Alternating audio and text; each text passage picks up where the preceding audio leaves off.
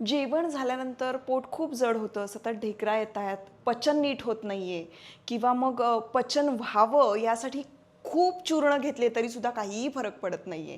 कारण तुम्हाला माहिती आहे का, सकाळी उठल्या उठल्या तुम्ही जो चहा पिता, तो चहा तुमचं पित्त वाढवत असतो, त्यामुळे ॲसिडिटी होत असते.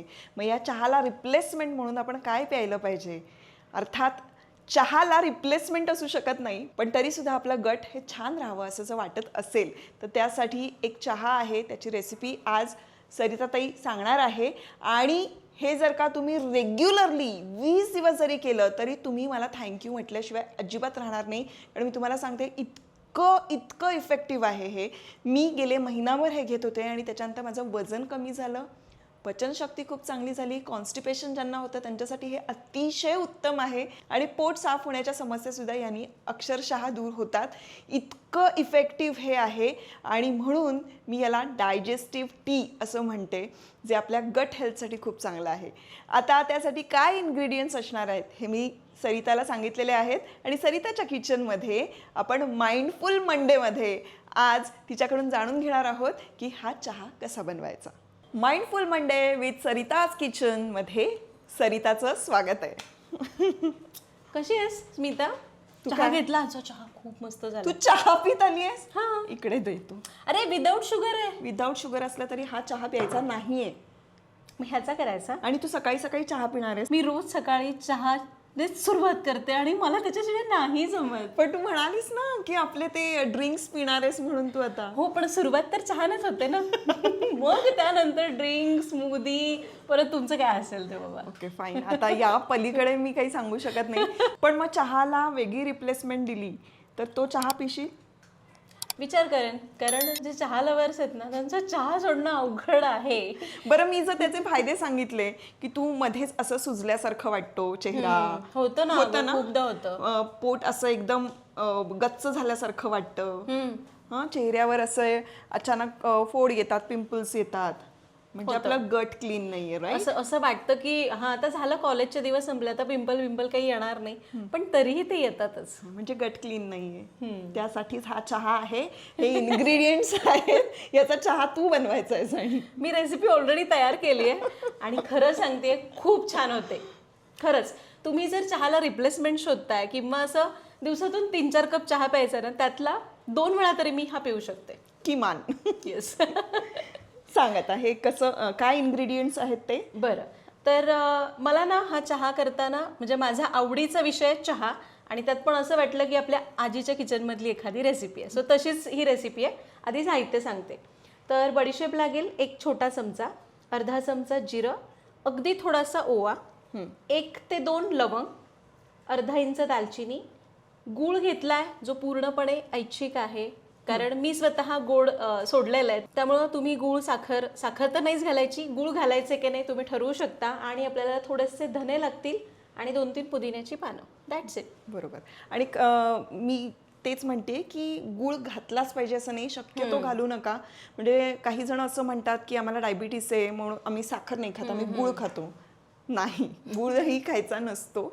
पण काही जणांना टेस्ट हवी असते म्हणून आपण इथे गूळ ठेवलेला आहे.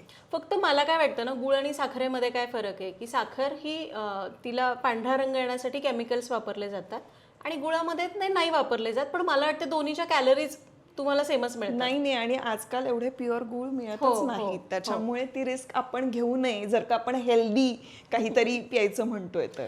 बरं, आता तुम्हाला हा चहा तर दिलेलाच नाहीच देणार आहे. आता आपण हा लवकर चालू करूया, म्हणजे मला ऍटलिस्ट तो तरी चहा पिता येईल. करूया. हो. तर चहाचं भांडं गॅसवर चढवायचं. आणि तुला सांगू का स्मिता, जे चहा लवर्स असतात ना, तुम्ही पण असालच, सकाळी उठल्या असं चहाचं भांडं ठेवतं ना, काय आनंद होतो तुला सांगते. पण हा चहा पण तितकाच मस्त लागतो. तर पहिल्यांदा आपण चहाचं भांडं ठेवूया, त्यामध्ये घालू 1.5 कप पाणी. आपल्या आधीच्या 3 एपिसोड्समध्ये आपण गॅसवर काहीच बनवलं नव्हतं है ना. इतक्या सोप्या रेसिपीज आम्ही शेअर केल्यात, नक्की जाऊन बघा त्या एपिसोड्स. बरं, आता हे पाणी घातलं, याला आपल्याला एक उकळी आणायची. अच्छा, आधी उकळी आणून द्यायची. हो, म्हणजे मग तो पदार्थ टाकला की तो छान त्याचा फ्लेवर त्या पाण्यामध्ये उतरतो. हेच एक्सपर्ट्सचं जे काय असतात ना इनपुट्स, ते हवे असतात. तर आता इथे जे आपण जिरं घेतलंय ना ते डायजेशनसाठी इतकं उत्तम आहे आणि ब्लोटिंग यामुळे जातं. बडीशेप तर तुला माहिती आहे की आपण बाळणपणात सुद्धा आपल्याला सोफ ते देतात बाळणशेपा डायजेशनसाठी. ते खूप उत्तम आहे. त्याच्यानंतर ज्यांना कोणाला थायरॉइड असेल तर त्यांच्यासाठी ही चं पाणी जे असतं ते आवर्जून प्यावं. त्यांनी थायरॉइड मला माहिती नव्हतं. हो, त्यामुळे ते खूप नॉर्मलला येतं. दालचिनीमुळे सुद्धा बऱ्याच जण ते अल्कलाईन वॉटर म्हणून सुद्धा आपण करू शकतो, जे रात्रभर दालचिनी भिजत ठेवलं पण त्या ह्याच्यात घातलं तर हे स्किनसाठी पण खूप उपयुक्त ठरतं. पण त्याचं प्रमाण करेक्ट पाहिजे, नाहीतर मग उष्णता वाढते. आणि हलका एक गोडसरपणा पण असतो दालचिनीला. एक वेगळाच गोड चव असते त्याच्यात, जी मला पर्सनली खूप आवडते. दालचिनीचा गोडवा असतो तो खूप छान लागतो. म्हणूनच मग हा खूप टेस्टी सुद्धा होणार आहे चहा. आणि महत्वाचं म्हणजे ओवा, चिमूटभर ओवा तुमचं डायजेशन इतकं कमाल करतं. आता हा सकाळच्या वेळातला चहा, तू म्हणालीस तसं काही जणांना खूप खूप वेळेला चहा प्यायची सवय असते. मला आणि मला माहिती खूप जण माझ्यासारखे असणार आहेत तिथे. मग 2 वेळेला जरी तुम्ही हा प्यायलात ना तरी तुम्हाला लक्षात येईल की काय सुपर बेनिफिट्स आहेत. म्हणजे मी हे करून बघितलेलं आहे त्यामुळे मी सांगते की सुपर बेनिफिट्स आहेत. आणि तुमचं वजन कमी होत आहे, डायजेशन सुधारते, स्किन छान होते आहे, खूप खूप याचे फायदे आहेत. पण हे जसं ग्रीन टीचं म्हणतात ना की ग्रीन टी प्यायला हवा, तसं मी म्हणेन की हा चहा प्यायला हवा दिवसातून 2 वेळेला तरी. हो, आणि साहित्य आपल्या घरातलंच आहे. असं ग्रीन टी साठी वेगळं काही आणायचं नाहीये बाहेरून किंवा काही नाही.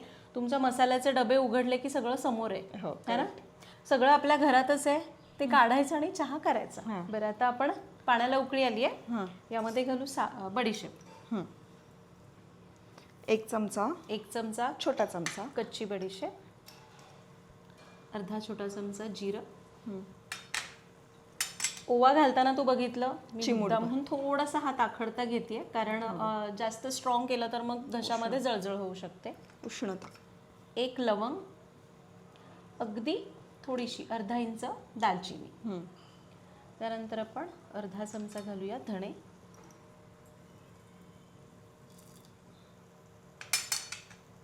थोडा पुदिना.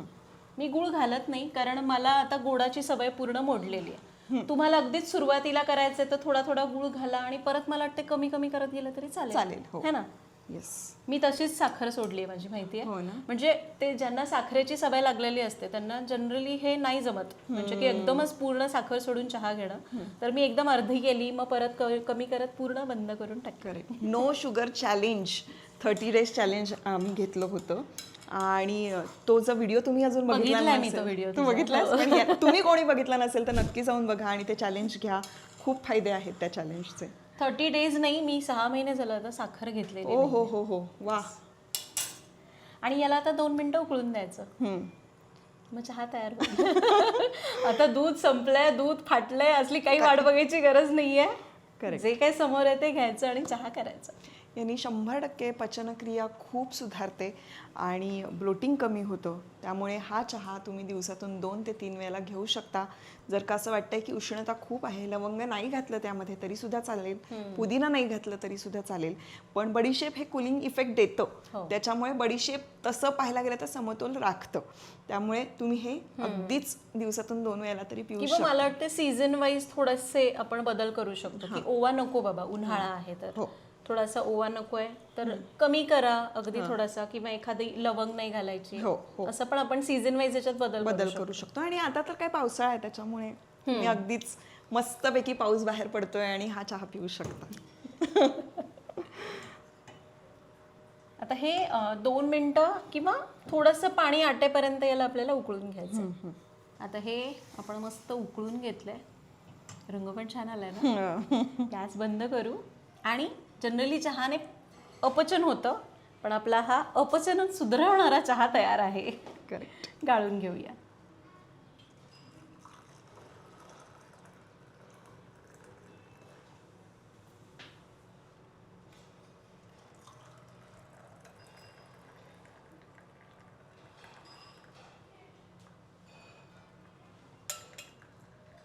परफेक्ट. आता मी जेव्हा पण येईल तेव्हा हा चहा मला द्यायचा.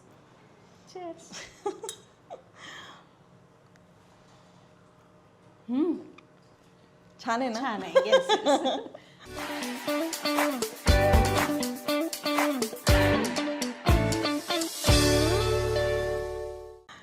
सुद्धा खरंच पिऊ शकाल. तुम्हाला जर दिवसातून मी म्हटल्याप्रमाणे खूप वेळा चहा प्यायची सवय आहे, 1 ते 2 वेळा त्यातला हा चहा प्या आणि हळूहळू सवय लावा. गुळ नाही घालता पण छान झाला चहा. खरंच खूप छान झाला. आणि ज्या सांगितलेल्या गोष्टी आहेत त्या आपल्या मेंदूमध्ये रुजवल्या तर आपल्याला कळायला लागतं, आपल्या शरीराला कळायला लागतं की आपल्यासाठी काय योग्य आहे आणि काय अयोग्य. तर आमच्या दोघींचं हे कोलॅबरेशन कसं वाटलं कमेंटमध्ये सांगा.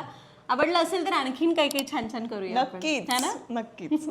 भेटूया आता पुढच्या सेगमेंटमध्ये.